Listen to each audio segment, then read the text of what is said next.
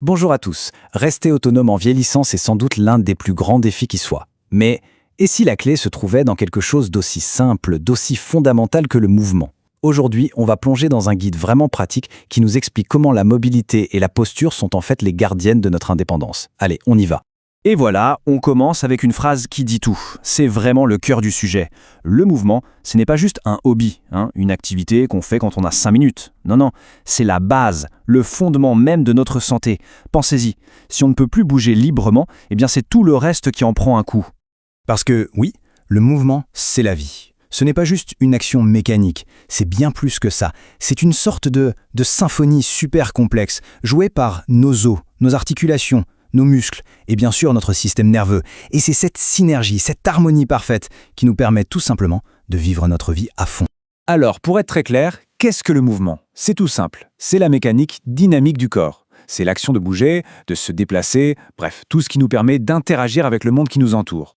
Et attention, à la base de tout mouvement, il y a la posture. Si le mouvement est la dynamique, la posture, elle, c'est la mécanique statique. C'est notre fondation, notre socle. Sans un bon équilibre postural, impossible de faire des mouvements qui soient à la fois efficaces et surtout sécuritaires. Bon, maintenant qu'on a posé les bases, parlons franchement de la réalité du vieillissement. Parce que pour lutter efficacement contre les effets du temps, la première étape, c'est de comprendre ce qui se passe vraiment à l'intérieur de notre corps. On l'a tous déjà remarqué, que ce soit pour soi-même ou pour nos proches. La marche qui devient un peu plus lente, les réflexes qui diminuent, l'équilibre qui est un peu moins certain. On met un peu plus de temps à se lever du canapé, à traverser la rue. Ce sont des signes tout à fait normaux, c'est le corps qui ralentit naturellement. Et là, attention, accrochez-vous. Le poids total de nos muscles peut diminuer de moitié, oui, de 50%, entre 30 et 70 ans. Imaginez un peu le truc. C'est comme si la moitié de notre moteur interne s'évanouissait petit à petit. C'est une perte juste colossale. Et forcément, cette perte de muscle, ça a une conséquence directe. Notre puissance physique, elle, peut chuter de 30% à 80 ans. Et là déjà, ce qui nous paraissait banal comme ouvrir un bocal, porter les courses ou même passer l'aspirateur, eh bien ça devient de vrais défis. Mais, et c'est le point le plus important, attention, oui, le corps change, c'est un fait. Mais ces changements ne sont pas une fatalité. Ils n'entraînent pas forcément la dépendance. C'est vraiment un message d'espoir et c'est la base de tout ce qu'on va voir ensuite. Le truc, c'est que le déclin n'est pas seulement physique. Ce serait trop simple. Il y a tout un tas d'autres obstacles, des trucs visibles et d'autres beaucoup plus invisibles, qui peuvent vraiment accélérer la perte de mobilité. Alors, d'abord on a ce qu'on peut appeler les obstacles biophysiologiques. La douleur articulaire, évidemment, ça n'aide pas à avoir envie de bouger. Il y a aussi les effets de certains médicaments qui peuvent provoquer de la faiblesse, de l'hypotension, et puis bien sûr à la perte d'équilibre, souvent liée à l'oreille interne ou tout simplement une vue qui baisse. Et puis il y a le côté psychologique qui est super intéressant. Prenez l'anxiété par exemple. Elle peut avoir deux effets complètement opposés. D'un côté, elle peut rendre hyperactif, incapable de se relaxer. De l'autre, c'est la fatigue extrême. On se sent vidé, on a l'impression de n'avoir l'énergie pour absolument rien. Et enfin, il ne faut surtout pas sous-estimer les obstacles sociologiques. L'environnement direct, un fauteuil gériatrique dans lequel on est coincé, un lit trop haut qui empêche de se lever seul. Et puis, il y a les paroles de l'entourage. Ces petites phrases, qui partent souvent d'une bonne intention du genre « fais attention, tu pourrais tomber », eh bien elles peuvent être terribles. Elles installent la peur, elles minent la confiance en soi, et au final, elles découragent de bouger. Ok, on a bien cerné le problème et toutes ses facettes. Maintenant, la question c'est qu'est-ce qu'on fait? Eh bien, la bonne nouvelle, c'est qu'il y a des solutions. Et elles reposent sur 3 piliers très clairs. Les voici, ces 3 piliers pour reprendre le contrôle. D'abord, la motivation. C'est le moteur, l'étincelle. Ensuite, la force musculaire, c'est le carburant. Et enfin, la flexibilité, qui va huiler toute la mécanique. Moteur, carburant, mécanique, c'est une feuille de route super simple et facile à retenir.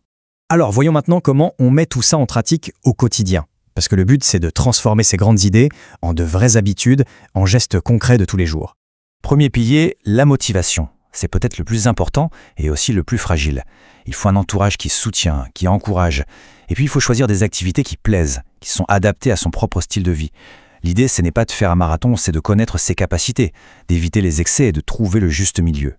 Deuxième pilier, la force musculaire. Et là, pas de panique, pas besoin de s'inscrire à la salle de sport. L'exercice par excellence, c'est la marche. Le guide est très clair, 20 petites minutes, 3 fois par semaine. C'est simple, c'est accessible à presque tout le monde et c'est incroyablement efficace.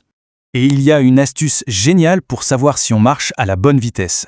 c'est le test de la conversation. L'idée est simple, il faut être capable de tenir une conversation en marchant. Si on est trop essoufflé pour parler, c'est qu'on va un peu trop vite. C'est un super outil, pas besoin de montre connectée, rien, c'est juste du bon sens. Troisième et dernier pilier, la flexibilité. Ici, le mot d'ordre, c'est la régularité. Mieux vaut en faire un tout petit peu tous les jours que beaucoup une fois par semaine. Une petite astuce du guide, le faire juste après une douche chaude quand les muscles sont bien détendus. Et la règle d'or, bien sûr, c'est de toujours écouter son corps. Si une douleur persiste plus de 30 minutes après l'exercice, c'est qu'on en a trop fait. Et ce qui est super, c'est que ces exercices sont d'une simplicité enfantine. Regardez, même en position couchée, on peut faire des choses. Amener doucement un genou vers soi, étendre les bras et les jambes en respirant bien, frapper dans ses mains au-dessus de la tête. Ce sont des petits gestes tout doux pour réveiller le corps en douceur. Et c'est la même chose en position assise. On peut très bien les faire en regardant les infos ou en lisant un livre. Hausser les épaules, faire des petites rotations, se pencher un peu en avant. Le but, ce n'est pas de faire une performance olympique, c'est d'intégrer ces petits mouvements dans le quotidien. C'est la répétition qui va faire toute la différence.